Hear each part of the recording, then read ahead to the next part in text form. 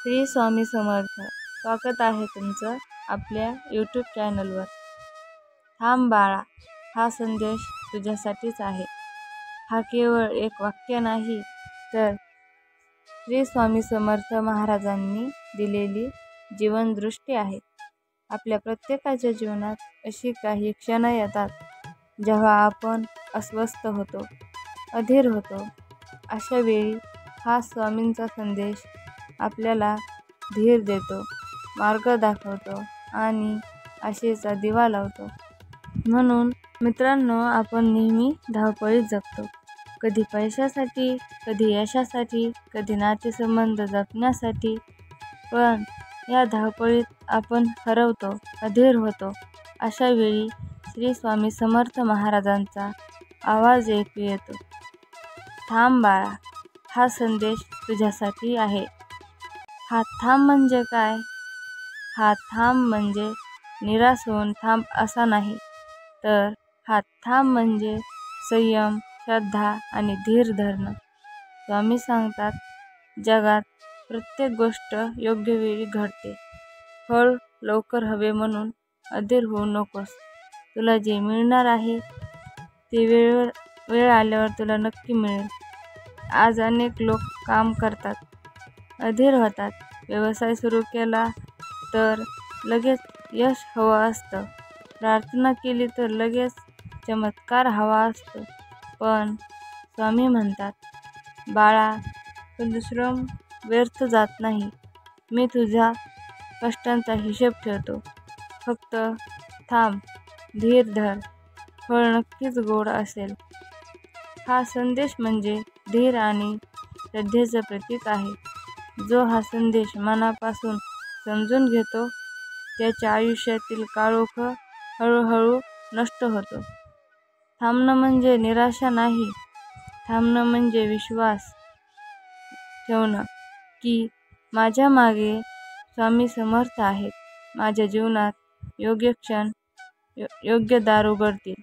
मित्रांनो, स्वामी समर्थांचा मुख्य संदेश म्हणजे धैर्य, संयम आणि श्रद्धा.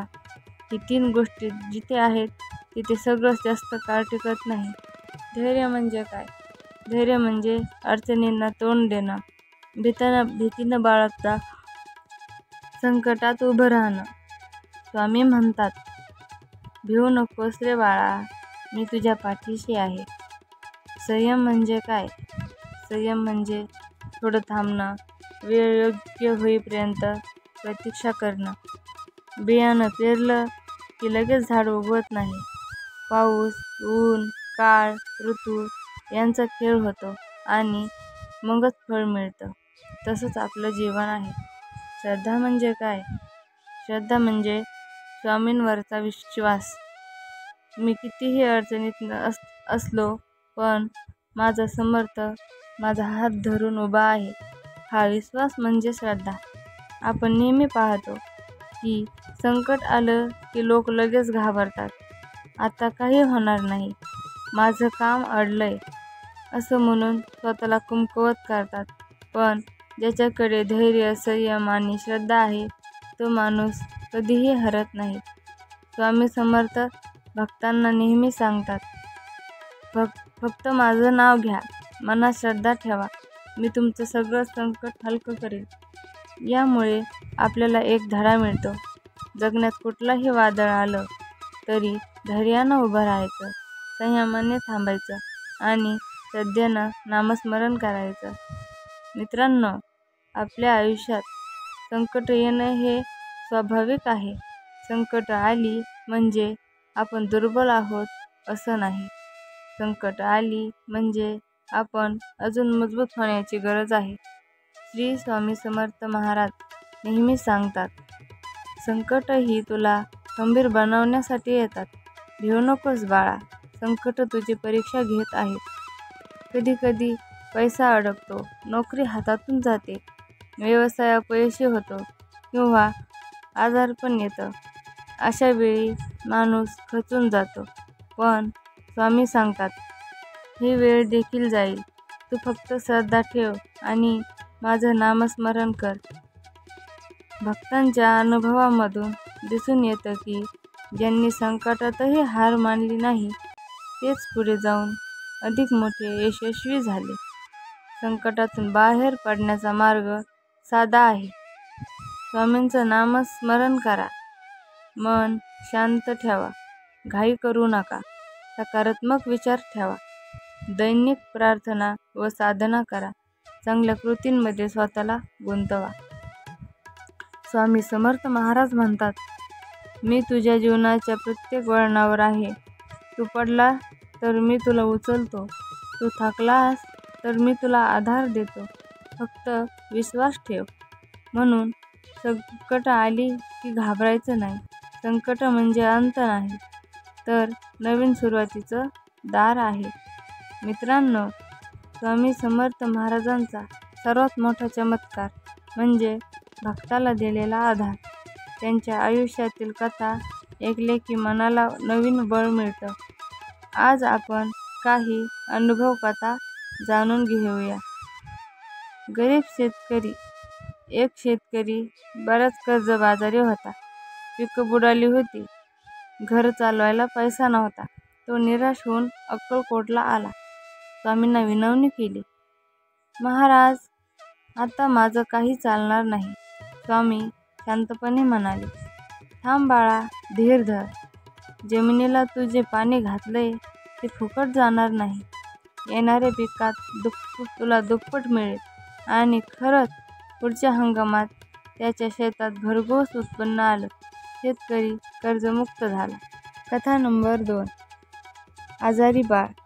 एक स्त्री आपल्या आजारी मुलाला घेऊन आली. डॉक्टरांनी आशा सोडली होती. आई रडत म्हणाली, स्वामी, माझं बाळ वाचवा. स्वामींनी त्या बाळाच्या डोक्यावर हात ठेवला आणि म्हणाले, भिवू नकोस, हा तुझ्या हातात वाढेल. आणि बघा, काही दिवसात बाळ पूर्णपणे बरा झाला. आज ते बाळ मोठं होऊन स्वामींचं नाव जपत आहे. कथा नंबर 3. व्यापाऱ्याची अडचण. एक व्यापारी दिवाळी खोरीच्या उंबरठ्यावर होता. त्याला वाटत होतं की आता सर्व संपलं. तो स्वामींकडे गेला. स्वामींनी फक्त एवढं सांगितलं, थांब बाळा, पैशामागे पळू नकोस. कष्टाचं फळ तुला योग्य वेळी मिळेल. व्यापाऱ्याने धीर दिला.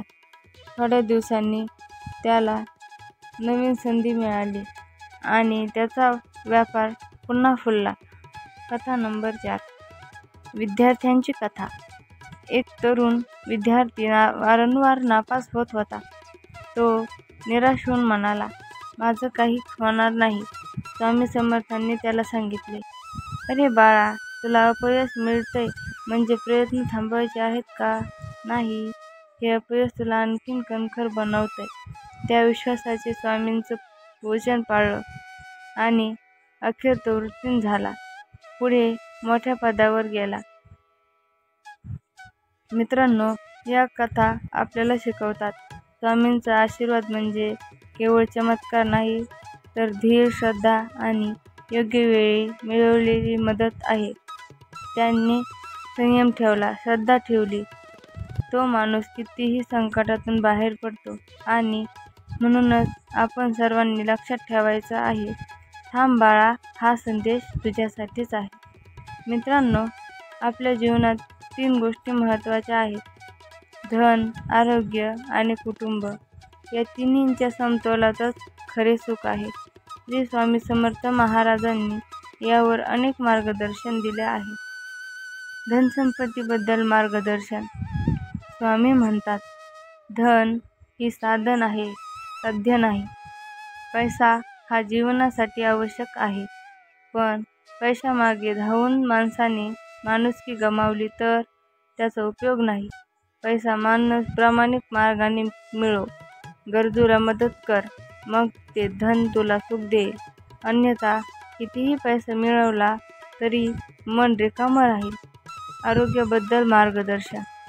स्वामी समर्थ सांगतात, तुझं शरीर हे तुझं मंदिर आहे, याची काळजी घे, नाहीतर साधना कशी करशील? आपल्याला आरोग्य जपण्यासाठी साधे नियम दिले आहेत. सात्विक आहार घ्या, नियमित प्रार्थना आणि व्यायाम करा, मनात नकारात्मक विचार ठेवू नका. मन आणि शरीर निरोगी असेल तरच भक्तीचा खरा आनंद घेता येतो. कुटुंबाबद्दल मार्गदर्शन. स्वामी म्हणतात, घर हेच पहिलं मंदिर आहे. घरातील आई वडील, बायको बाळ, भावंड यांच्यासोबत प्रेम, आदर आणि जबाबदारीने वागलं पाहिजे. कुटुंबात शांती असेल तरच बाहेरचं आयुष्य सुखी होतं. स्वामींचं नामस्मरण एकत्र केलं की घरात सकारात्मक ऊर्जा वाढते. म्हणून मित्रांनो, स्वामी समर्थांचा संदेश आपल्याला शिकवतो, धन्य हे प्रामाणिक मार्गाने मिळवा, आरोग्याची काळजी घ्या आणि कुटुंबात प्रेम जपा. हे तिन्ही मिळून जीवन खरंच समाधानकारक होतं. मित्रांनो, संकट असो, आनंद असो किंवा दैनंदिन जीवन असो, स्वामी समर्थ महाराज नेहमी सांगतात, नामस्मरण केल्याशिवाय आत्मशांती मिळत नाही. नामस्मरण म्हणजे काय? मन, वाणी आणि कृती यामध्ये श्री स्वामी समर्थ, श्री स्वामी समर्थ हा गजर अखंड ठेवणं.